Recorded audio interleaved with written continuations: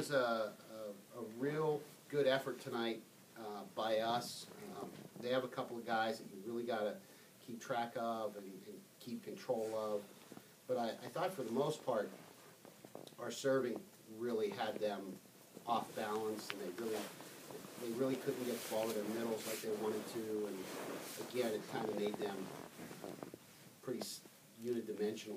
And I thought we had a great job. We did a great job defensively. Not much fell on us. And offensively, you know, we're starting to. We hit 455. Things are starting to fall into place right now. I like the fact that in 3 games we had 2.5 blocks a game. You know, I thought Connor had a very good night. Defensively, he was in some great spots. I think when they did hit a ball hard, it was right at somebody and we were prepared to dig it. And we just turned points pretty well. So, good win, and I'll take being, 3-0 in the EIVA right now. What did you think of the guy immediately to your right's performance? 10 kills on 13 attempts. I know you guys hate career highs, but career high as a redshirt. As a season high, career high. I thought that was Tommy there. It's Seifert. Oh, yeah. I said directed. You know, I think the thing that Matt's been working on, and you guys obviously just see him maybe twice in a weekend, is it's so easy for young physical guys to want to beat the crap out of the ball.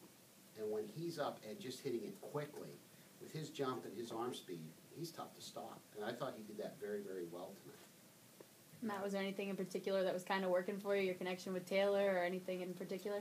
I mean, first it all starts, if we're not passing the ball, I'm not getting set. So I think Connor and Peter, I thought we passed the ball really well tonight. And yeah, I think me and Taylor have just gotten to the point where he always knows where I am, and I'm always going to be up for him, so it's just really easy for both of us that way. Is there anything... Sorry, go ahead. I mean, he's going to call whatever set he wants me to run on him there, so. Is there anything in particular you've picked up from guys like Tom or anybody else around you offensively, or is it kind of your own game? I think picking something up from the older guys is just do your job. Like, you're not going to score 2 points right in the ball as hard as you can. Like, just find the open spot, put it there, you know, take a good swing, and just do what you're supposed to do. So. Was it the haircut? Yeah, last night, so it might be. So, Coach, you guys hit well, you blocked well, you served well, you sided out well. Is there anything you guys could have done better? No, I think it's still a work in progress. I think this team is learning how to maintain its focus. I thought we started well. I thought we maintained a pretty good start, and we maintained that pretty good start through Game 1. Game 2, I thought we started okay, and we kind of sputtered in the middle there and with some hitting errors and with some serving errors, and you know, what I took the time out at 21-20, maybe 22-21, something like that. Guys brought it immediately back into focus, and he sides out for us, and we go back, and I think Parrott comes in, serves an ace, and then we get then they hit the ball out of bounds, and by that time, you know, we're at 24. So, you know, I think that's what they're trying to do. They're trying to stay in the moment without looking forward too much and saying, okay, we got this thing wrapped up. I think they're getting better at it. Tomorrow's going to be a big challenge for that. This is for you two guys. How were you guys able to, they would kind of go on a little bit of a mini run, but you guys immediately would answer back. How were you guys able to constantly keep answering that? I mean, that's what we keep working on. I think every single day in practice we really focus on just siding out and getting that first ball side out. Because if you do that and you keep siding out on the first ball, it's huge. The teams can't go on runs, and it's really important for us. And then kind of going off what Seif said earlier, the passing was awesome tonight. Taylor was putting up great balls, and it was getting the middles up and popping. They leave it one-on-one for you on the pin, so it's really easy. At that point, you just got to find some court. And, yeah. I think it's also just like a pride thing for us. Playing these EIVA teams, like, we don't want to get points run off on us. So, like, if a team scores 1, maybe 2 on us, once they get 3 or 4, we finally like, all right, that's enough, and we side out. That's just kind of the attitude we have. So. We've heard a bunch of the EIVA teams come in and say, you know, they get nervous coming to play you guys. Are there any nerves whatsoever when you're playing on your home court, or not really? Well, for me, I've been here for 4 years now. So, well, this is my 4th year. So it's not so much as if I was a freshman.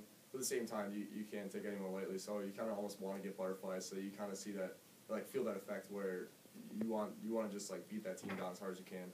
If you walk in with the attitude, oh, we can just show up and beat these guys, that's not going to get the job done. And my freshman year, we found that out at Rutgers, and that's mini motivation for me because I don't ever want to lose in the IBA team ever again. It's one of the worst feelings in the world. No offense to anybody in the IBA, but we're Penn State for a reason. So I think for me personally, back when we had the fall tournament, the first time I went back to serve was probably the loneliest place in the world at that moment. But no, just like getting used to the gym and especially getting used to the 6 guys out on the court, playing with them makes it so much easier.